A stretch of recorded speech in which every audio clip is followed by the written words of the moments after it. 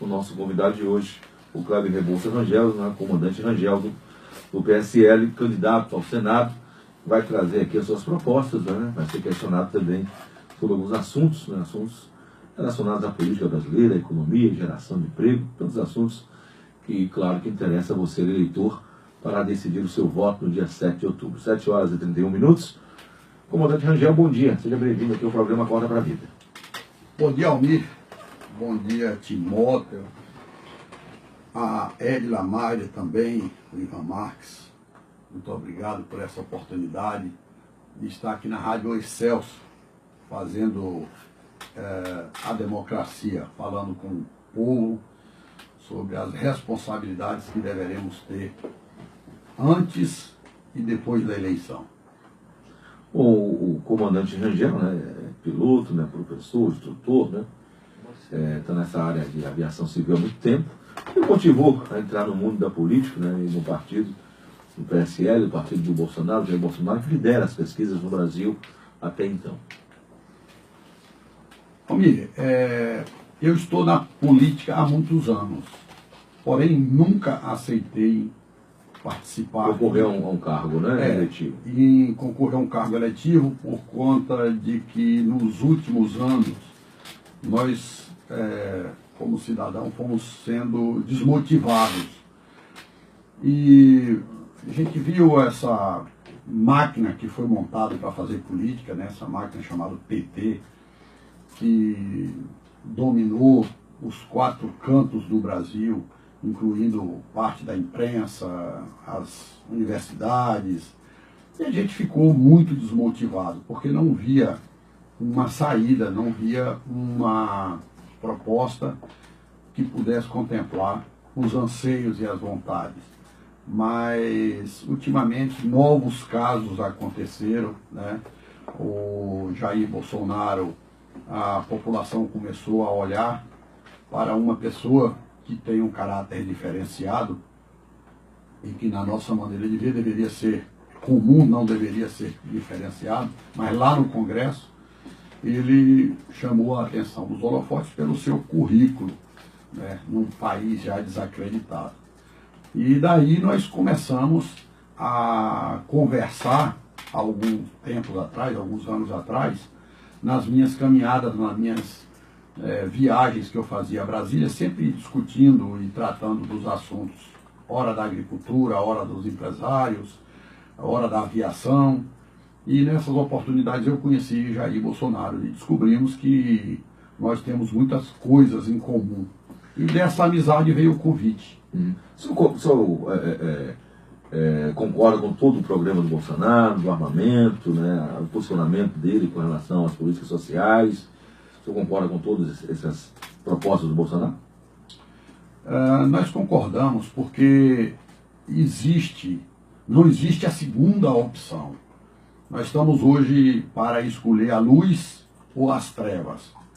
A questão do desarmamento, como você colocou, eu duvido que um elemento com vontade de cometer um crime, ele, entre saber que uma pessoa está armado ou pode estar armado, ele investiria numa vítima em defesa, que não tem nenhuma condição de reação. Hoje nós estamos vendo aí os assaltos, as coisas estão acontecendo à luz do dia, porque a população é uma presa.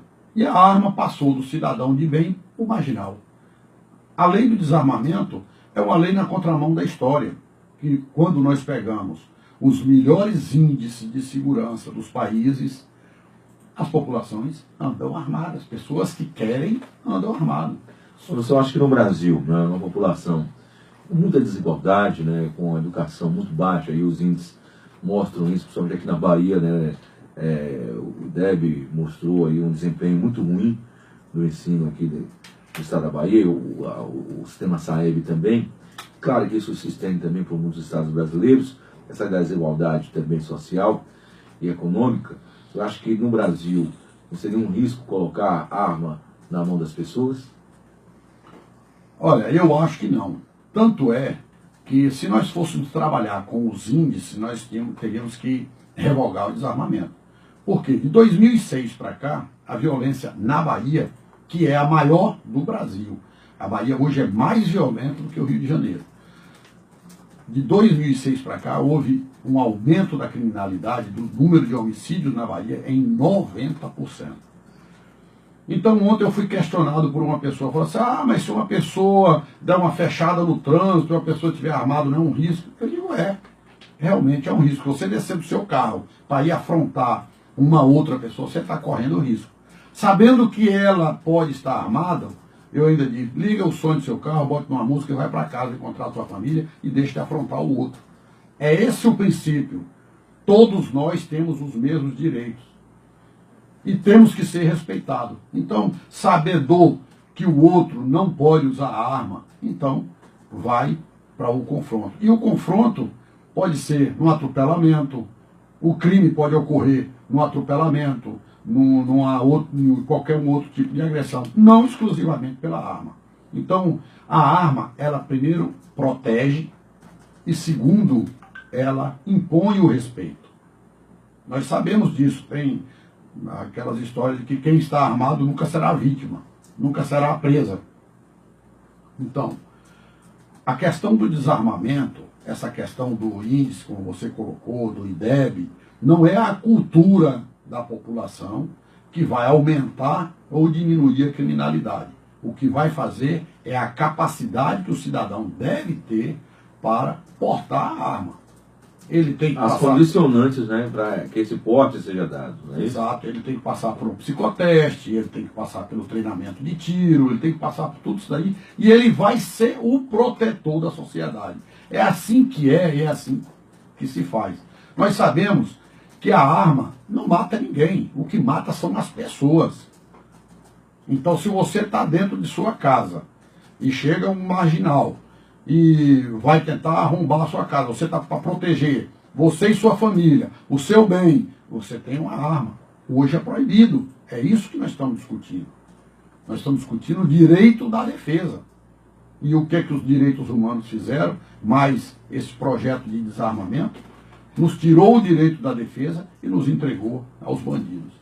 Bom, nós estamos falando aqui com o comandante Rangel, candidato ao Senado pelo partido, né, o PSL. 7 horas e 38 minutos, vamos falar um pouquinho sobre propostas, né? A gente falou do armamento da população, vamos falar um pouquinho de propostas para diminuir a violência, né? Uma das propostas do Bolsonaro é a liberação, né, do armamento da população e com relação, né, à violência, né, a violência urbana, o combate ao tráfico de drogas. O que é que o comandante Rangel pensa fazer no Senado? Quais projetos o senhor pensa trazer para o Brasil para ajudar no combate, na diminuição da violência? Eu, numa conversa recente, um pouco antes desse atentado que o Bolsonaro sofreu, nós conversávamos e ele me pediu, Rangel, eu preciso fazer um anteprojeto, eu já tenho muita coisa elaborada, mas eu preciso fazer um anteprojeto para fazer a proteção do policial.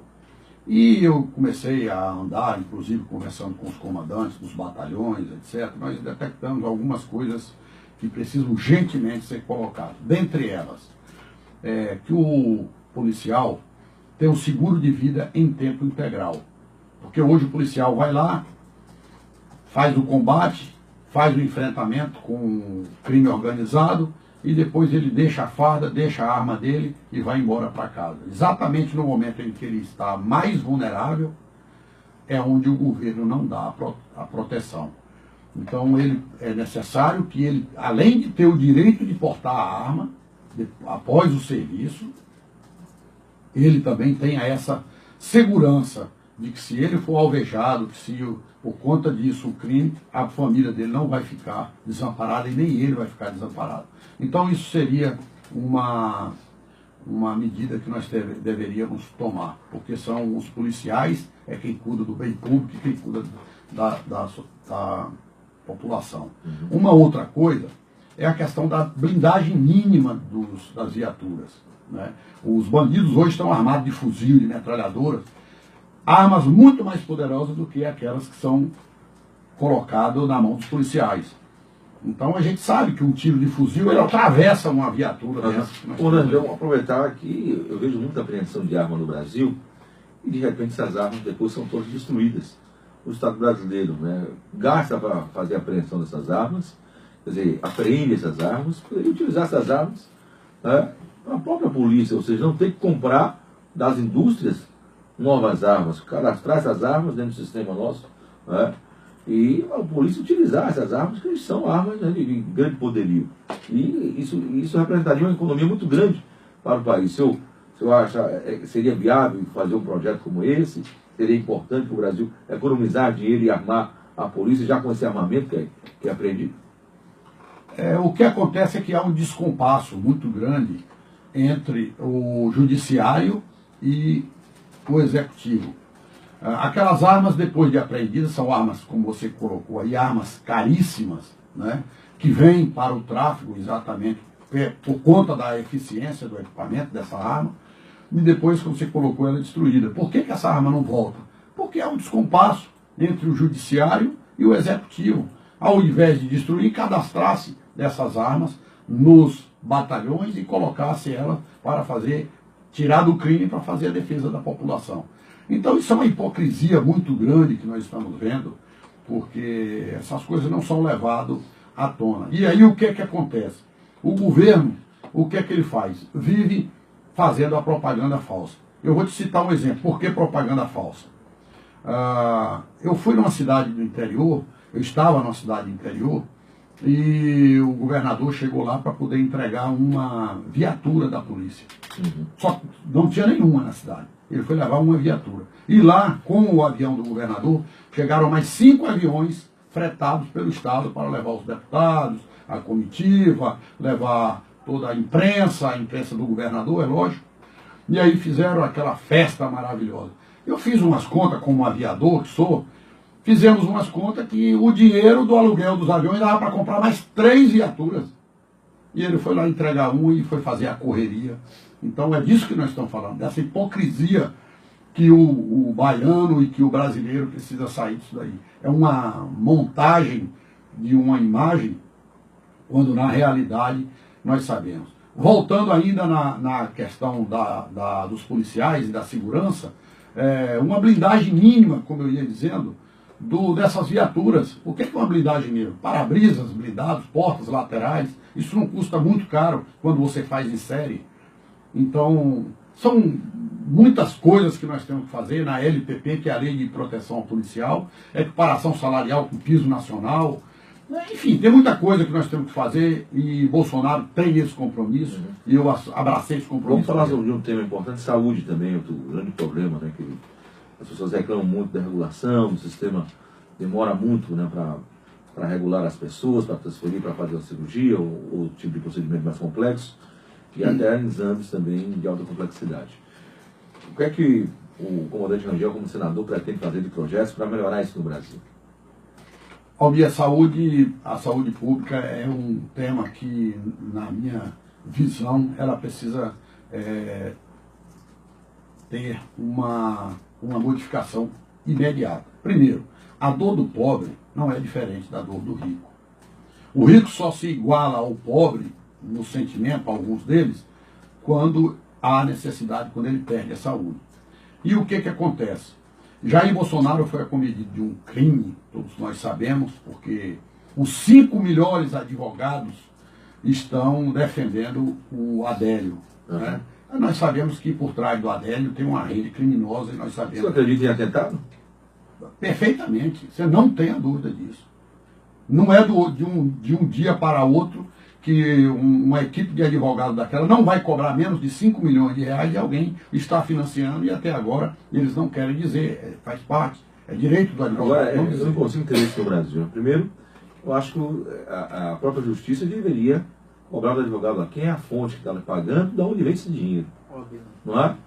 Porque não dá para criminosos, né, serem defendidos aí por advogados que cobram uma fortuna e você não sabe de onde está vindo o dinheiro. Quer dizer, muitas vezes está vindo do mundo do crime. É uma contravenção muito grande isso, né? É no mínimo imoral uma coisa dessa no Brasil. Né? Aí eu estou aqui com o meu filho Tiago Rangel, que é advogado, e nós já conversamos sobre isso. Só 2 maneiras do advogado assumir uma defesa de um criminoso como o Adélio.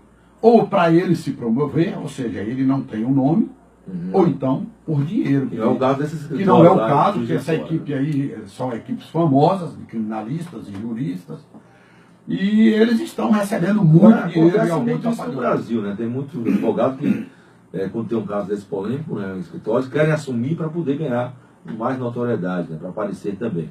Parece que esse não é o caso aí do Adélio.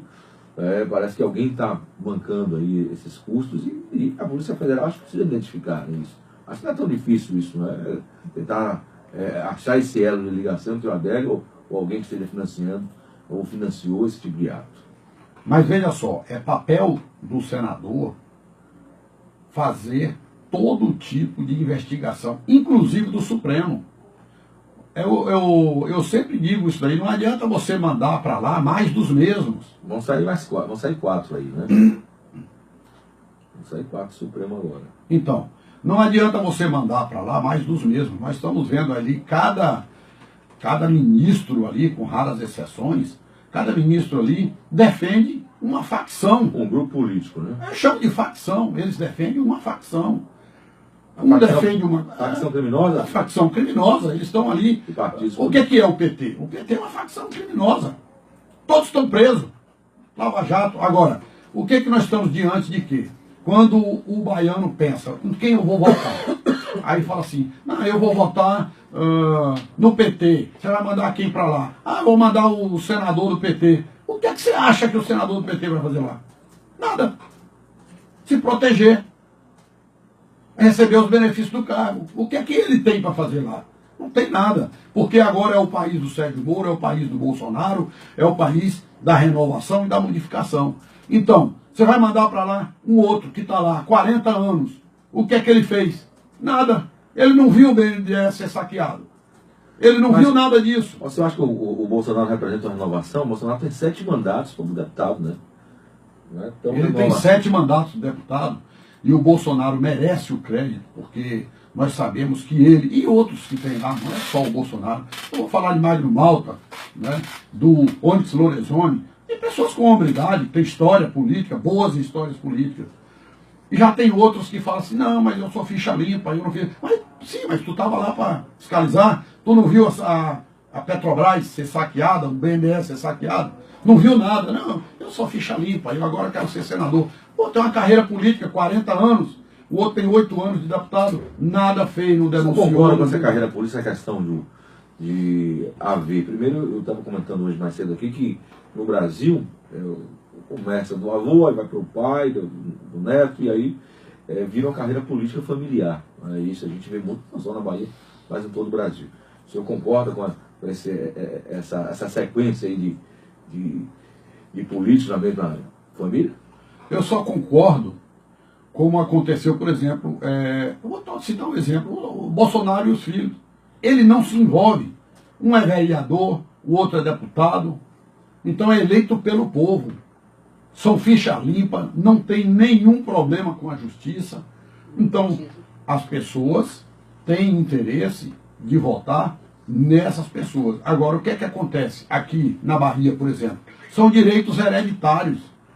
Às vezes o filho nem tem vontade de ser político, o pai vai lá, não, mas vou te dar um mandato. Dar continuidade ao nome da família. Ao nome da família. Nós estamos vendo isso aqui na Bahia. Sem capacidade nenhuma, né? Sem capacidade nenhuma. O pai já é um ficha suja. O avô já era ficha suja. O neto é ficha suja. E nós estamos vendo isso. Bahia e todo o Nordeste, principalmente no Nordeste. Lá no Sul é mais difícil, mas tem também. Maranhão, olha a família de Sarney, toda enrolada, toda com problema. Então, o que é que nós pensamos disso daí? Então, mandar para lá mais dos mesmos não vai adiantar. Mandar esses políticos falar assim, eu sou do governador. Como é que um senador é o senador do governador? O senador é o senador do Brasil. Ele não é de Bolsonaro, ele não é do presidente. Ele é do povo, né? Ele é do Brasil, ele tem que fiscalizar. É o papel do senador. E quando você manda para lá assim, eu estou aqui, mas o governador, eu sou o senador do governador, você está anulando o seu voto. Agora, o candidato ao Senado, como tentar ajudar o Bolsonaro, caso ele venha a ser eleito presidente da República, e as pesquisas apostam que a tendência é que ele tente e corra para tentar ser elegido no primeiro turno, já que no segundo turno todos os partidos já declararam aí que serão oposição ao Bolsonaro no segundo turno. Se vocês não tiverem a maioria no Congresso Nacional, como é que vocês vão fazer para reverter isso? No caso, o senhor representando, né, o Bolsonaro, sendo do mesmo partido, o PSL, como tentar aprovar os projetos do Bolsonaro, os próximos projetos do senador, sem a maioria lá no Congresso Nacional? Eu acho que a primeira coisa que tem que separar é o executivo do legislativo. Esse é o problema. O presidente, quando senta na cadeira, na situação que está hoje, com 35 partidos, ele é menos que nada. Ele é um simples secretário para atender os partidos. Não é nem o primeiro-ministro, ele é o quinto ministro, porque os primeiros estão naqueles ministérios que maior tem o orçamento. Aí um é para o PT, o outro é para isso, outro é para aquilo, para o PMDB. O Bolsonaro disse que não vai fazer isso. Não vai fazer isso. Eu fiz elogio partidário, ou seja, não vai colocar ministros para atender partidos. Agora, isso é uma prática que acontece desde depois da promulgação da Constituição no Brasil, que teve a eleição lá do Collor, né? A primeira eleição direta do Brasil, na realidade, o Sarney, o primeiro, depois do Tancredo Neves, né? Mas ainda foi indireta, mas o Collor foi a primeira eleição direta depois da Constituição. A que ponto, né, vocês conseguiriam governar sem atender esses partidos? Dizendo não no primeiro instante. Um discurso de posse, dizer, volte para o legislativo e faça o papel de vocês. E atribuir a eles, quando o governo, quando o executivo encaminhar as propostas de regulamentação, de desburocratização, atribuir a eles o insucesso. Caso eles, os deputados que estão lá para atender os anseios da população, não do presidente, dizer, olha, não melhorou, não vai melhorar porque a responsabilidade é de vocês. Então o capital do político é o voto. E aí o que é que tem que se colocar para eles? A responsabilidade do insucesso, de tudo isso que vem acontecendo hoje. Hoje o que é que acontece? É um cabo de guerra, onde os bancos puxam para um lado, os poderes econômicos puxam para outro, os políticos puxam para a pobreza, para o clientelismo, cada um puxa para o seu lado. Se não tiver uma pessoa com hombridade para dizer, volte para o Congresso e vão legislar, independente se é a vontade do Executivo ou não, e nós vamos fazer aqui o papel do presidente, do qual ele foi eleito para executar. Então, só há uma maneira em Brasília, digo porque estou lá há mais de 30 anos andando nos corredores, é o rompimento desse clientelismo. Deixa eu repetir uma frase que eu falei mais cedo aqui, com relacionado ao Ulisses Guimarães, que falava que o bom político é o mau parente, ou seja, o bom político, ele não coloca parentes em cargos públicos. E isso no Brasil a gente vê muito. O Beto Richa foi preso ontem, e por tabela aí, foi o irmão, foi o cunhado, foi a mulher, todos porque exerciam um cargo público dentro do governo dele. Eu acho que o Bolsonaro vai contemplar os filhos dele, já que fazem parte da política, em ministérios, em cargos importantes, ou ele vai combater o nepotismo? Primeiro não, muito simples, porque Bolsonaro, eu já conversei com o Eduardo e com o Flávio, eles, um é candidato a deputado federal e o outro ao Senado. Então, eles estão do outro lado. Mas a gente sabe que tem muito senador, muito deputado federal que passa a ser ministro de acordo com o interesse do partido. Eu posso lhe afirmar com certeza absoluta que isso não ocorrerá. Absoluta que isso não ocorrerá. Quem conhece Bolsonaro sabe que isso não vai fazer. Ainda que sejam duas pessoas que eu conheço, são altamente competentes e cidadãos de bem, como os filhos dele, tanto o Eduardo como o Flávio, que eu tenho certeza absoluta, primeiro que eles estão eleitos, e segundo que ele jamais faria isso. E ainda digo para você, se eu, que sou amigo dele, fosse convidado, eu não aceitaria, como senador, porque a Bahia, quando passar a eleição, eu contemplado como senador, não aceitaria um outro cargo que não fosse senador. Não sairia do legislativo? Nunca, porque o mandato não é meu, o mandato é popular. Bom, 7 horas e 56 minutos, vamos falar um pouquinho sobre geração de empregos. No Brasil tem quase 30 milhões de pessoas desocupadas, sem ocupação, 13 milhões de desempregados, o que tinham carteira um trabalho formal, carteira registrada, e hoje não tem.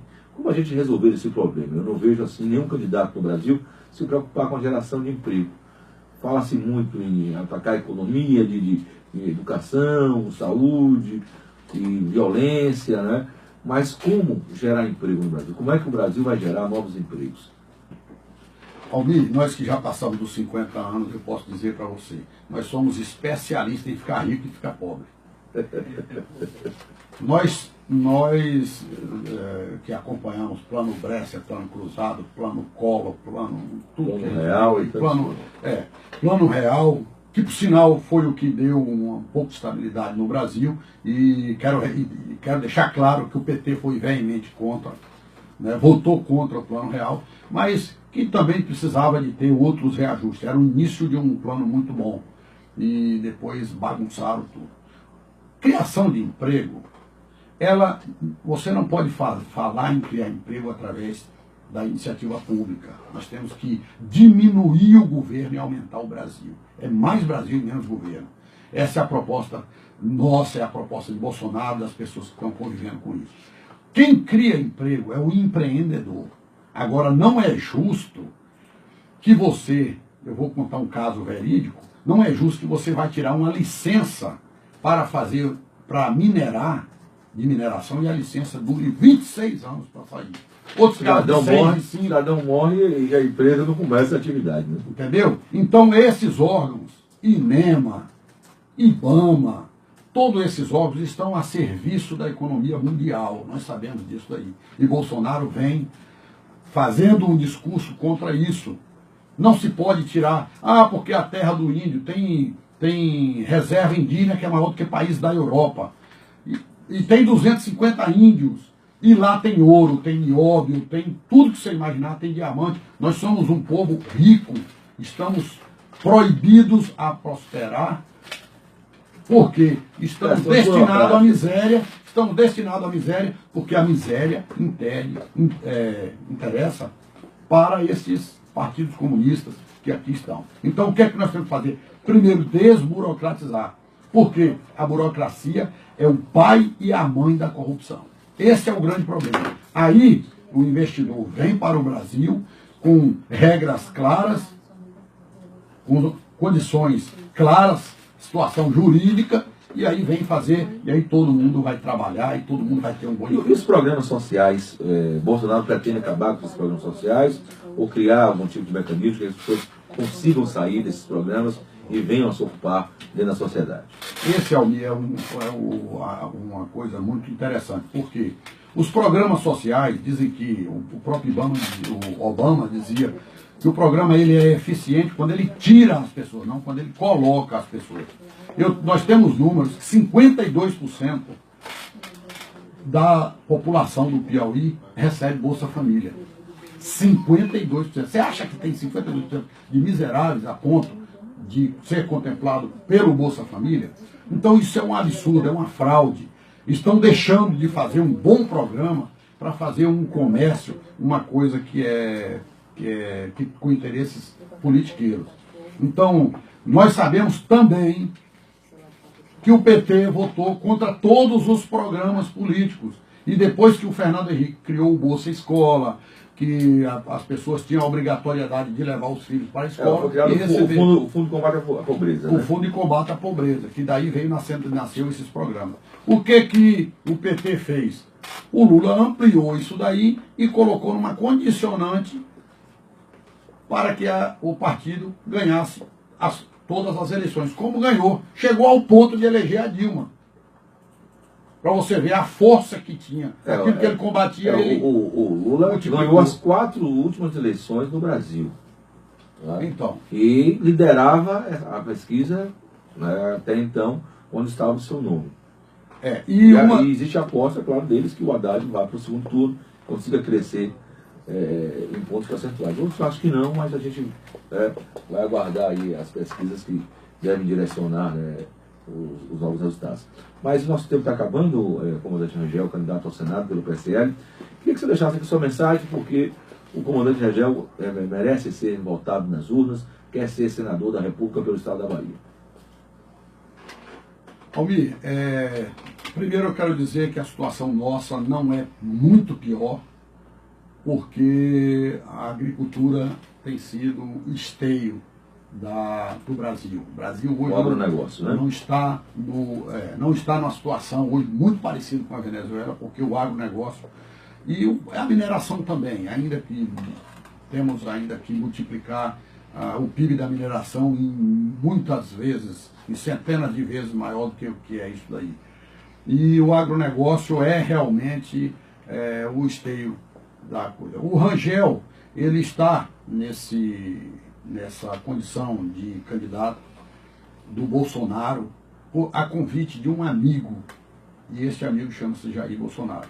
E é com essa ideia que nós temos, com essa vontade, com a esperança nova de fazer coisas diferentes, que nós vamos caminhar até o dia 7 para fazer um novo Brasil, fazer um país diferente, com comprometimento de cargo.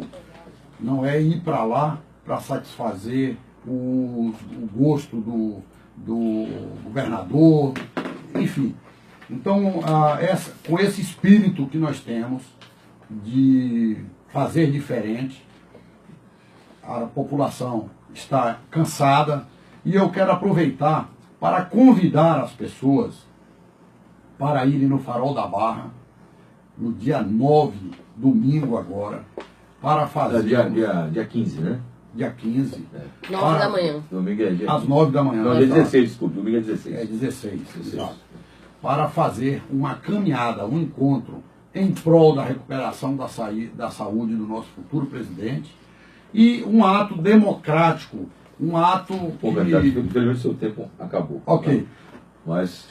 Eu agradeço à Rádio Excelsior por essa oportunidade. Nós temos somente 3 segundos e meio para falar e essa pelo menos você teve 30 minutos. Né? Essa oportunidade é um ato democrático e agradeço imensamente a toda a equipe da Excelsior. E nos encontraremos lá no domingo, no Farol da Barra, às 9 horas. Ok, candidato.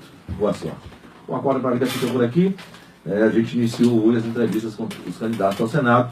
Amanhã teremos outro candidato aqui sendo questionado e entrevistado pela Acorda para a Vida. A gente volta amanhã. Tchau, tchau, meu amigo, minha amiga. Fica com Deus.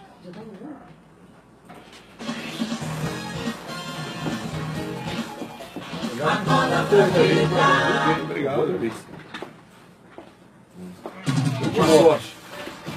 Boa sorte. Timóteo, tá voando ou tá estacionado? Estou estacionado, infelizmente. O desejo já tá voando. Beleza. Estou voando, mas... Um abraço, Thiago. Parabéns, Daniel. Eu pedi pra ele me passar, Tá bom. Tá agora. Você tem entrevista na Mandante, parabéns. Se você quiser fazer um Brasil, vai ali na ilha. Show de bola, legal. Parabéns aí pelo projeto.